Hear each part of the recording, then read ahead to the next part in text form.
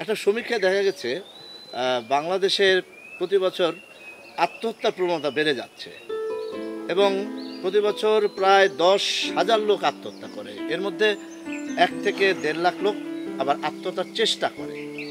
আর যারা আত্মহত্যার চেষ্টা করে তাদের মধ্যে 39% পুরুষ এবং প্রায় 61% মহিলা, নারী। নারী প্রধানত 60টি কারণে মানুষ বেশি আত্মহত্যা করে।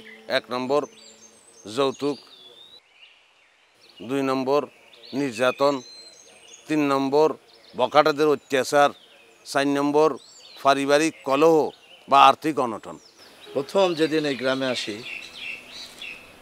রাতের বেলা দেখি এই দুলালকে এখানে আত্মহত্যার চেষ্টা করছে। তখন আমি তাকে জিজ্ঞেস করলাম যে তুমি আত্মহত্যা করতে চাচ্ছ কেন? সে বলল যে আমি একজন ঋণগ্রস্ত লোক, আমার 2 লক্ষ টাকা ঋণ আছে।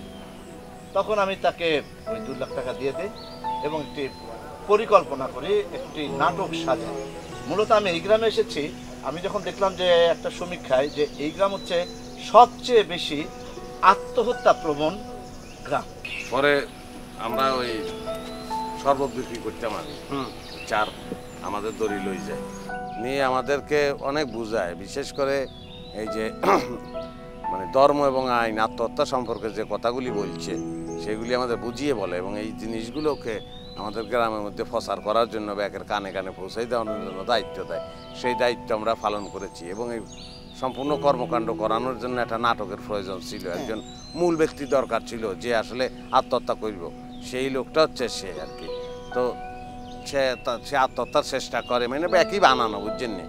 তো তারপরে তাকে আমরা বান্ধিয়ে রাখছি, মানুষ আসছে, তো মানুষ এইসব কথা আমরা বলছি, তখন মানুষ শুনছে আর কি। ব্যাকের দুয়ারে দুয়ারে যাইতে বলন যায় না।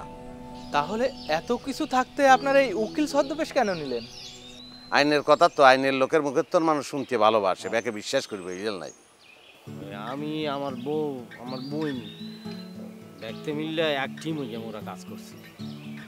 ব্যাকে ব্যাকে জি, এবং সেই কারণে আমরা এগিয়ে এসেছি। শুধু এগিয়ে এসেছি বললে ভুল হবে, বাধ্য হয়ে এগিয়ে এসেছি। কারণ আমি ইতিপূর্বে বলেছি যে বাংলাদেশে আত্মহত্যা প্রবণতা বেড়ে যাচ্ছে এবং প্রতি বছর 10,000 লোক প্রায় আত্মহত্যা করছে এবং এর মধ্যে 1 থেকে 1.5 লাখ লোক আত্মহত্যার চেষ্টা করছে। একটা আশ্চর্যজনক ব্যাপার হচ্ছে, যারা আত্মহত্যার চেষ্টা করছে তারা প্রায় সবাই মানসিক রোগী। আপনাদের অত্যন্ত দুঃখের সঙ্গে আমি একটি জিনিস জানাচ্ছি, সেটা হচ্ছে যে এই যে প্রায় 1 লক্ষ লোক যারা আত্মহত্যার চেষ্টা করছে, তাদের জন্য ডাক্তার রয়েছে সারা বাংলাদেশে মাত্র 200 জন। অপতুল আর যে কারণে আমরা এখানে এগিয়ে এসেছি।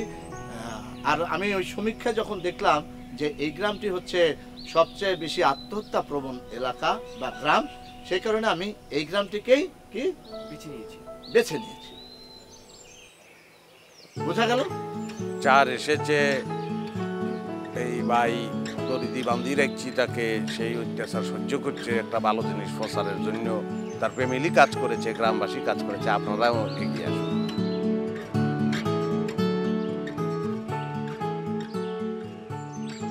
আত্মহত্যা কোনো প্রতিবাদ নয়, অপরাধ।